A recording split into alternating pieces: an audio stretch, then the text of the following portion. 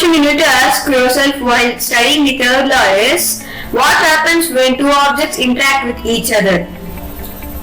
What happens when you place an object on the table? The object exerts a force on the table and the subject exerts upward force on the object.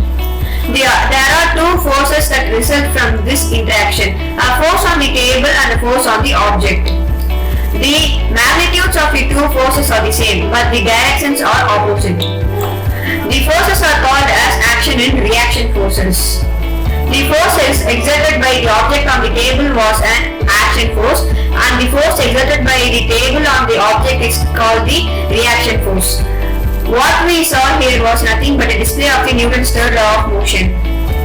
Every action has an equal and opposite reaction. That's how simple the third law is.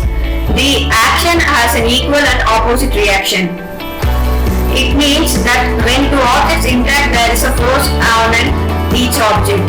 The magnitude of force on the first object equals to the magnitude of force on the second one. And what about the direction? The direction of the force of the first object is opposite to the direction of the force on the second one.